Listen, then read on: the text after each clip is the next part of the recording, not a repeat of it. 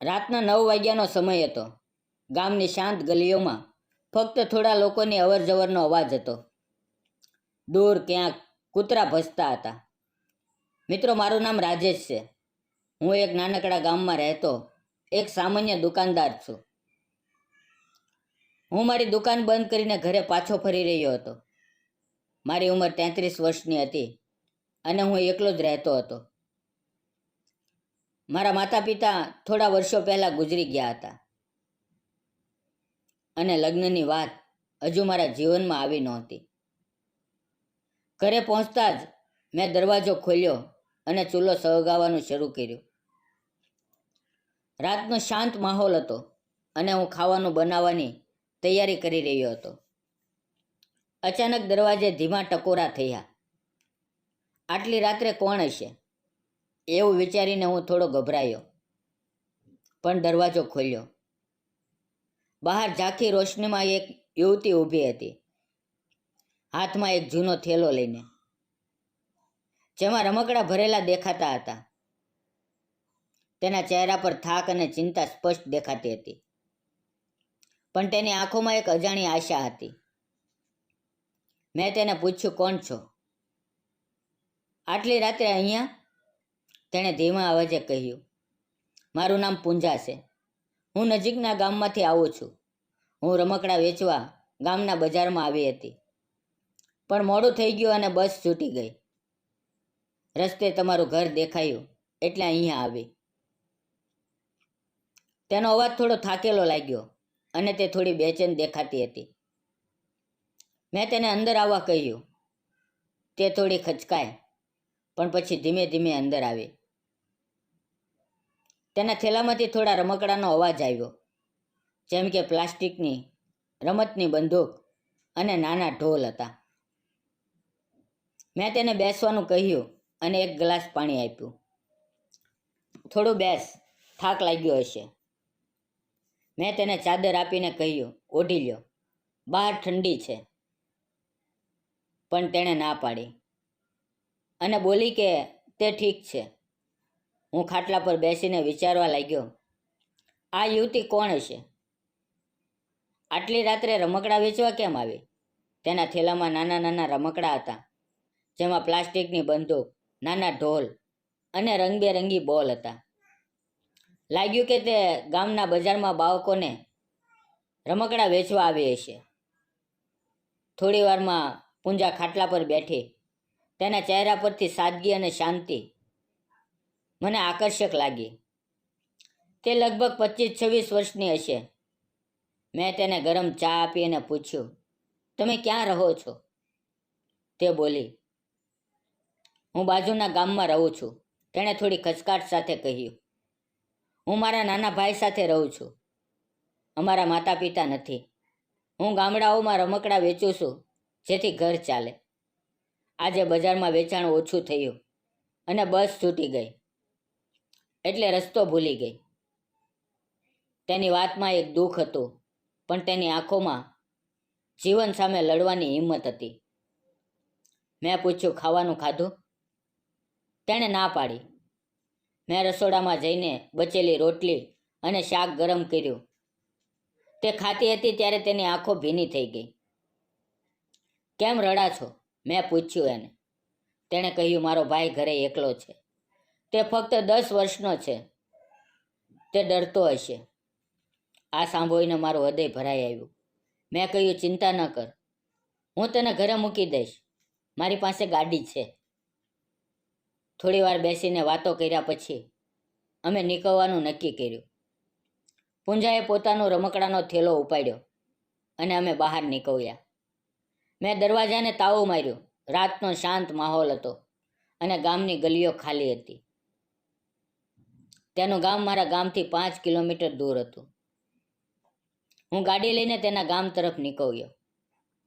રસ્તો શાંત હતો અને પૂંજા થોડી બેચેન લાગતી હતી.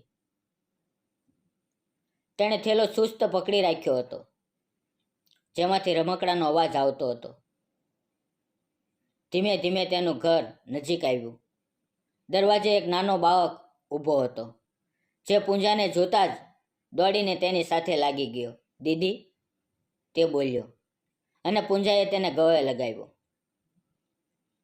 પૂંજાના દાદી, જેઓ નજીકના ઘરમાં રહેતા હતા, બહાર આવ્યા અને મારો આભાર માન્યો. બેટા, તું ન હોત તો આજે મારી પૂંજા ક્યાં જાત? તેમણે કહ્યું. તેમણે મને ઘરમાં બેસવા બોલાવ્યો. ઘર નાનું અને સાદું હતું, પણ તેમાં ગરમ જોશી હતી. ચા પીતા પીતા દાદીએ વાત શરૂ કરી. પૂંજા ખૂબ મહેનત કરે છે. નાનો ભાઈ છે. તેનો અભ્યાસ ચાલે એ માટે રાત દિવસ રમકડા વેચવા દોડે છે. પણ હવે તેની ઉંમર થઈ છે. લગ્નની વાત વિચારવી પડશે. મેં પૂંજા તરફ જોયું. તે શરમાઈને માથું નીચું કરી રહી હતી. મેં દાદીને મારા વિશે જણાવ્યું. હું એકલો રહું છું, દુકાન ચલાવું છું. મારા માતા પિતા નથી. દાદીએ હસીને કહ્યું, તું તો બહુ સારો માણસ લાગે છે. મારી દીકરી માટે સારો સંબંધ હોય તો જોજે. આ વાત સાંભળીને મારું ધ્યાન પૂંજા તરફ ગયું. તે ચૂપચાપ બેઠી હતી, પણ તેની આંખોમાં એક ચમક હતી. રાત ઘણી થઈ ગઈ હતી. મેં કહ્યું, હવે હું જાઉં છું. પૂંજાએ મારી તરફ જોયું અને એક હળવું હાસ્ય આપ્યું. હું ઘરે પાછો આવ્યો. ઘરે આવીને જોયું તો ટેબલ પર એક નાનું પ્લાસ્ટિકનું રમકડું રાખેલું હતું, જેના પર થેન્ક યુ લખેલું હતું. લાગ્યું કે પૂંજાએ પોતાના થેલામાંથી મૂક્યું હશે. તેની આ નાની હરકતે મારા દિલમાં તેના માટે એક ખાસ જગ્યા બનાવી. થોડા દિવસો પછી બજારમાં હું ફરી ગયો. ત્યાં પૂંજા રમકડા વેચતી દેખાય. મને જોતા જ તે હસી અને બોલી, આવો. તેણે મને બોલાવ્યો. તેની પાસે થોડા રમકડા બચ્યા હતા. મેં એક નાની ઢીંગલી ખરીદી અને તેણે ફરી એક નાનો બોલ મફતમાં મારી થેલીમાં મૂકી દીધો. મેં તેને કહ્યું, આમ ન કર. તેણે હસીને કહ્યું, પોતાના લોકો પાસેથી પૈસા નથી લેતા. અમે થોડી વાતો કરી. મેં પૂછ્યું, તારી બસનો સમય શું છે? તેણે કહ્યું, 5 વાગ્યે. હજી થોડો સમય હતો, એટલે મેં તેને નજીકની હોટલમાં ચા પીવા લઈ ગયો. તેણે શરૂઆતમાં ના પાડી, પણ પછી માની ગઈ. મેં તેના માટે એક લચ્છી મંગાવી, કારણ કે તેણે ક્યારેય લચ્છી નહોતી પીધી.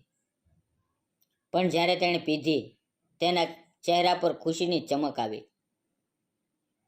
પછી અમે એકબીજાના જીવન વિશે વાતો કરવા લાગ્યા. તેણે કહ્યું, મારો ભાઈ હવે ધોરણ 5માં છે.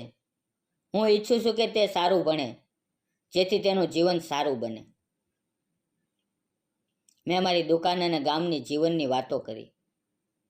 વાતોમાં સમય નીકળી ગયો અને અચાનક ખબર પડી કે બસ નીકળી ગઈ. મેં તેને કહ્યું, કોઈ વાંધો નહીં, હું તને ઘરે મૂકી દઈશ. તે ચૂપ રહી, પણ ગાડીમાં બેઠી. રસ્તામાં તેના લાંબા વાળ હવામાં ઉડતા હતા અને તેનું હાસ્ય મને આકર્ષિત લાગી રહ્યું હતું. તેનું ઘર આવ્યું અને તેના દાદીએ ફરી મારો આભાર માન્યો. થોડા દિવસોમાં હું પૂંજાના ઘરે નિયમિત જવા લાગ્યો. તેનો ભાઈ મને શેઠ કહીને બોલાવતો. એક દિવસ દાદીએ મને બોલાવીને કહ્યું, રાજેશ, રાજેશ, તું સારો માણસ છે. પૂંજાને તારા જેવો સાથી મળે તો તેનું જીવન સુધરી જાય. મેં ધીમે રહીને કહ્યું, દાદી, મને પૂંજા ગમે છે. જો તેને વાંધો ન હોય તો હું તેની અને તેના ભાઈની જવાબદારી લેવા તૈયાર છું. દાદીની આંખો ભરાઈ આવી. પૂંજા દરવાજા પાસે ઊભી હતી અને તેણે આ વાત સાંભળી.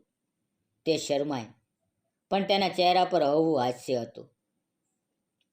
થોડા મહિનામાં અમારા લગ્ન નક્કી થઈ ગયા. ગામના લોકોએ અમને આશીર્વાદ આપ્યા. લગ્ન પરંપરાગત રીતે ખૂબ ધામધૂમથી થયા. લગ્નની રાત્રે ઘરમાં ફૂલોથી સજાવેલો ખાટલો હતો. ઝાંખી રોશનીમાં પૂંજા શરમાતી બેઠી હતી. મેં તેના હાથમાં એક ફૂલ આપ્યું અને અમારી નજરો મળી. તે દિવસથી અમારું નવું જીવન શરૂ થયું. પૂંજાનો ભાઈ હવે મારો નાનો ભાઈ બની ગયો. અમે ત્રણેય એકબીજાનો સહારો બન્યા. સમાજે ઘણી વખત સવાલો ઉઠાવ્યા, પણ અમે દ્રઢ રહ્યા. અમારો સંબંધ પ્રેમ વિશ્વાસનો હતો. મિત્રો, તમને આ વાર્તા કેવી લાગી? અમે જે કર્યું તે સાચું હતું કે ખોટું? કૃપા કરીને કોમેન્ટમાં જણાવજો. જો વાર્તા ગમી હોય તો ચેનલને લાઈક, શેર અને સબસ્ક્રાઈબ કરવાનું ભૂલશો નહીં. મિત્રો, વિડીયોમાં આવેલા નામ, પાત્ર અને ઘટના ફક્ત કાલ્પનિક હતા.